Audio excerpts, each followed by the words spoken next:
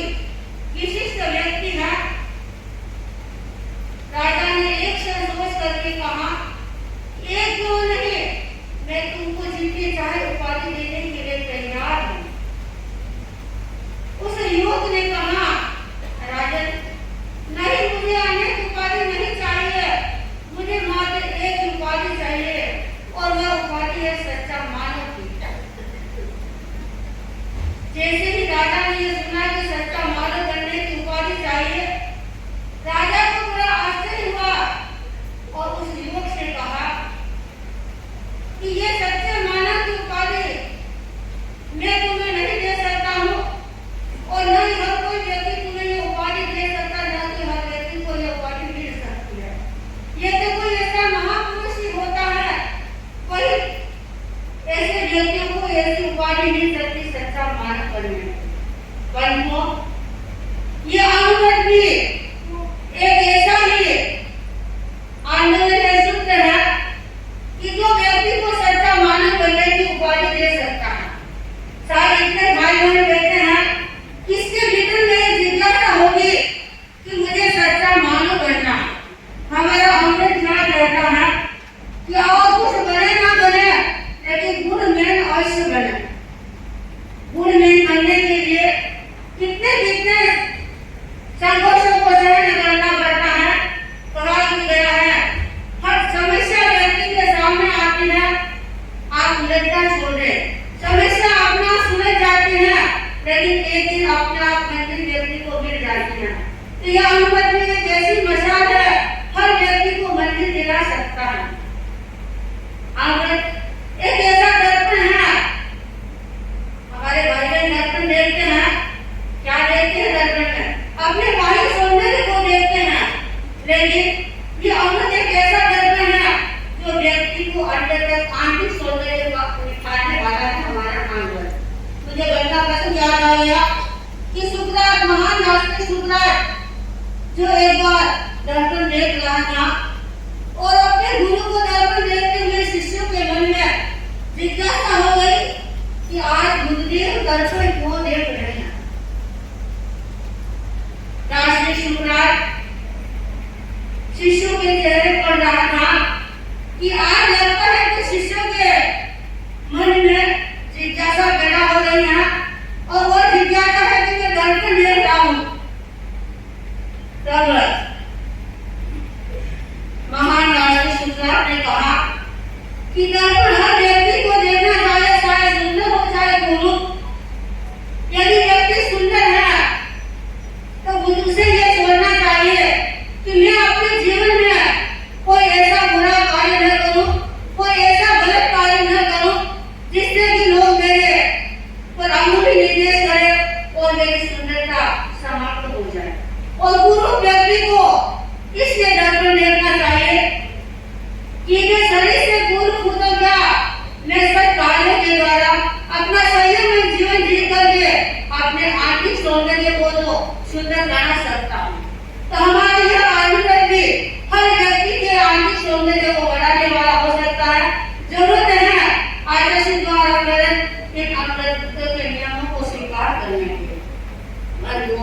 आदर्शिक तुलसी के भीतर में कितनी ताकत थी कि उस अमृत की मशाल को जो कि जोपने से लेकर के राष्ट्रपति भवन तक पहुंचे। इस अमृत की गुण को गुंजायमान करने के लिए तो पंजाब की लहरों से लेकर के कन्याकुमारी तक पहुंचे।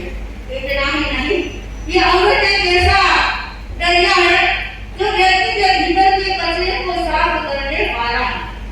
अमृत एक ऐसा यंत्र है जो व्यक्ति के भीतर के रहस्यों को उद्घाटित कर सकता है। अमृत हर एक व्यक्ति के लिए संजीवनी बूटी कर सकता है। कहा भी जाता है कि जब व्यक्ति संजीवनी बूटी ले लेता है तो शायद उसके जीवन में भी आदि ज्ञान उपाधि नहीं आती है। तो अमृत एक ऐसी संजीवनी बूटी है जो व्यक्ति के अक्षान में ध्यान का, अंधकार में प्रकाश का और हिंसा में अहिंसा का और चिंता में चिंतन का प्रज्वलित कर सकता है। हमारा यह अमृत चाहे व्यक्ति किसी भी धर्म को माने, चाहे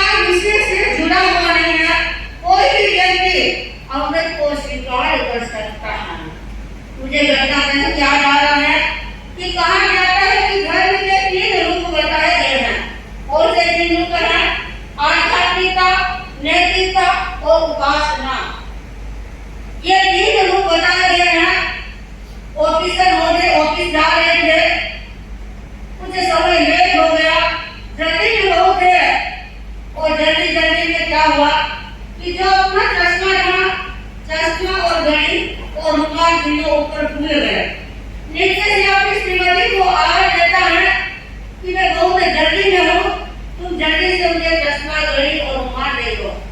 तो बच्ची ने चिंतन क्या सोचा कि यदि नीचे जाकर के जाऊंगी तो और बड़ी मोड़े के लेट हो जाएगी और भी जाने में अच्छा है कि मैं ऊपर से ही पास कर लूं। तो सबसे पहले वह चश्मा लेती है, लेकिन हाथ में लेते हुआ ही चश्मा नीचे गिर गया, चश्मा चूर-चूर हो गया। फिर दूसरा घड़ी भी डाला नीचे, घड़ी भी हाथ में आई नहीं, जैसे हुई नहीं, नीचे गिर गई, घड़ी भी चूर-चूर हो गई।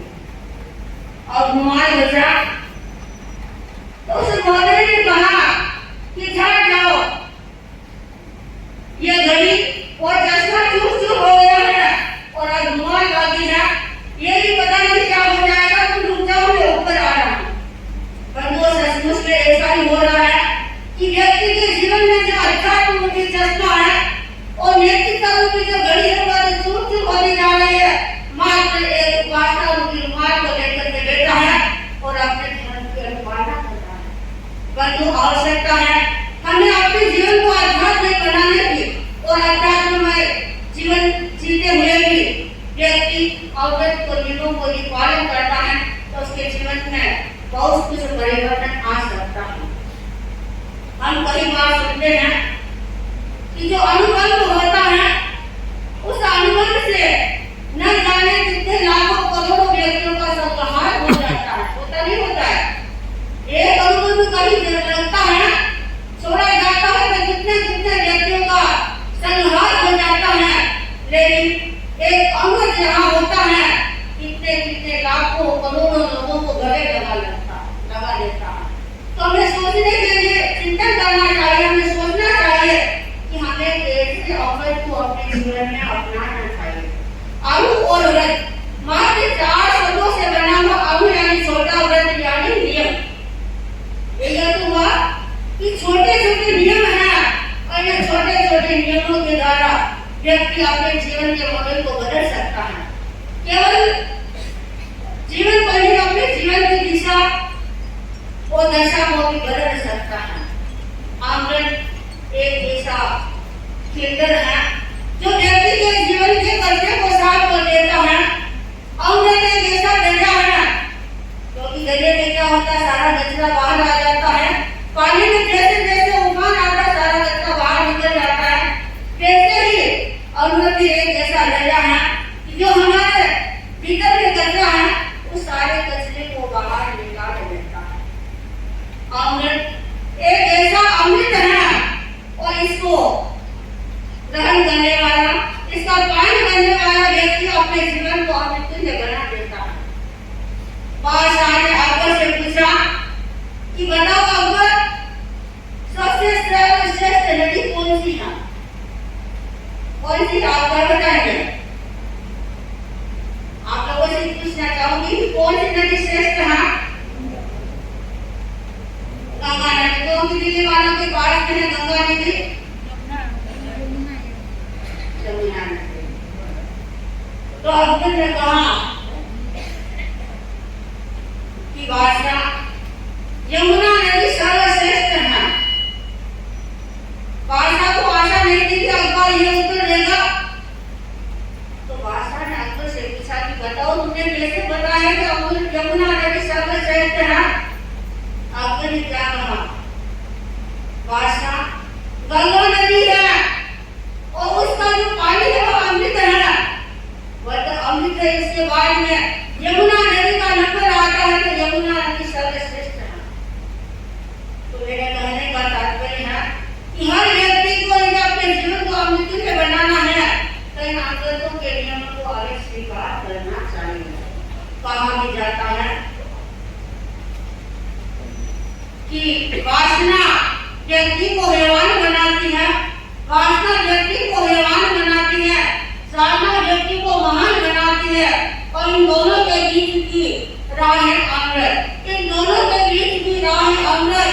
अमृत से इंसान बन सकता है। हमारा अमृत क्या कहता है, हर व्यक्ति को इंसान से मानव बनाती है और महामानव से हमारा अमृत भगवान भी बना सकता है। तो यदि अपने व्यक्ति को मानव और अच्छा भगवान बनना है तो अमृत को अपनाइए। आचार्य श्री कृष्ण कहा करते थे